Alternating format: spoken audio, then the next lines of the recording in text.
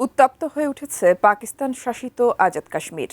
আন্দোলনকারী ও নিরাপত্তা বাহিনীর সংঘর্ষে প্রতিনিয়তই বাড়ছে হতাহতের সংখ্যা, অচল হয়ে পড়ছে জনজীবন।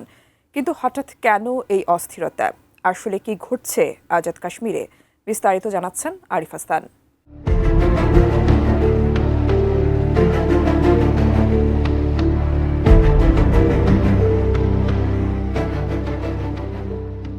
পাকিস্তান শাসিত আজাদ কাশ্মীরে আঞ্চলিক আইনসভা নির্বাচনকে ঘিরে তৈরি হয়েছে তীব্র রাজনৈতিক সংকট। নিরাপত্তা পরিস্থিতির অবনতির কারণে একদিনের নির্বাচন 3 ধাপে আয়োজন করছে কর্তৃপক্ষ। প্রথম ধাপের ভোট হয়েছে মিরপুর, কোটলি ও ভিমবার জেলায়। বাকি 2 ধাপ অনুষ্ঠিত হওয়ার কথা 2 ও 10 আগস্ট। প্রথম ধাপের ভোটে 13টির মধ্যে 9টি আসনে জয় পায় পাকিস্তানের ক্ষমতাসীন দল PMLN। তবে ভোটের আগেই প্রশাসনের বিরুদ্ধে অভিযোগ তুলে নির্বাচন বয়কট করে সাবেক প্রধানমন্ত্রী ইমরান খানের দল পাকিস্তান তেহরিক-ই-ইনসাফ পার্টি। তবে সংকট শুধু রাজনৈতিক দলগুলোর বিরুদ্ধে সীমাবদ্ধ নয়। এর কেন্দ্রে রয়েছে জয়েন্ট আওয়ামী অ্যাকশন কমিটি। ব্যবসায়ী, আইনজীবী, শিক্ষার্থী ও বিভিন্ন সামাজিক সংগঠনের সমন্বয়ে গঠিত এই প্ল্যাটফর্ম প্রথমে বিদ্যুতের মূল্য বৃদ্ধি ও অর্থনৈতিক বৈষম্যের বিরুদ্ধে আন্দোলন শুরু করলেও পরে রাজনৈতিক স্বায়ত্তশাসন ও নির্বাচনী সংস্কারের দাবিও সামনে আনে। নোভা এলইডি টিভি, ঝকঝকে ছবি, নিখুঁত শব্দ, 5 বছরের ওয়ারেন্টি। নোভা মানে সঠিক মান, নিশ্চিত সেবা। বিতর্কের কেন্দ্রবিন্দুতে রয়েছে আজাদ কাশ্মীর আইনসভার 12টি সংরক্ষিত আসন।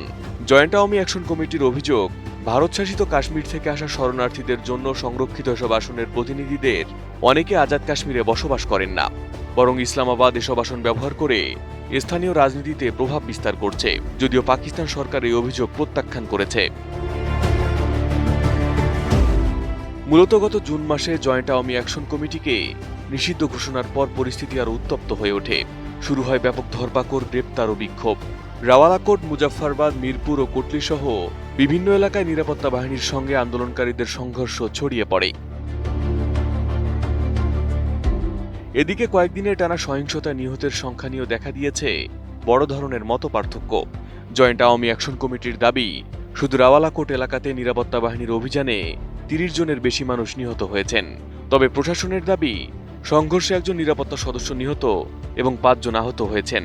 রয়টার্স জানায়, নাম প্রকাশে অনিচ্ছুক এক সরকারি কর্মকর্তার তথ্য অনুযায়ী মিরপুরে অন্তত 3 জন বিক্ষোভকারী নিহত হয়েছেন। এদিকে সামাজিক যোগাযোগ মাধ্যমে আরও বেশি হতাহতের দাবি উঠলেও ইন্টারনেট, ব্যাংকিং ও সড়ক যোগাযোগ ব্যাহত থাকায় সেসব তথ্য স্বাধীনভাবে যাচাই করতে পারেনি আন্তর্জাতিক সংবাদ মাধ্যমগুলো।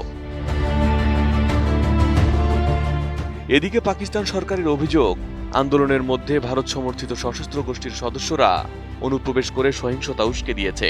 তবে এই অভিযোগকে ভিত্তিহীন বলে অস্বীকার করেছে ভারত।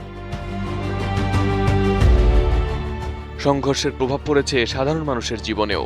ইন্টারনেট ও ব্যাংকিং সেবা ব্যাহত, সড়ক যোগাযোগে বিঘ্ন এবং ব্যবসা বাণিজ্যে স্থবিরতা তৈরি হয়েছে। এর মধ্যে ভোট কারচুপি, ব্যালট বাক্স ছিনতাই এবং অনিয়মের অভিযোগ তুলছে বিভিন্ন রাজনৈতিক দল।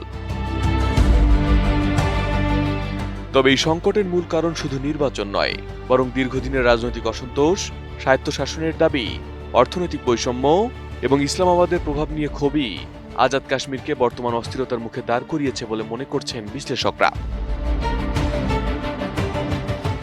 Arif Hasan, ATN news.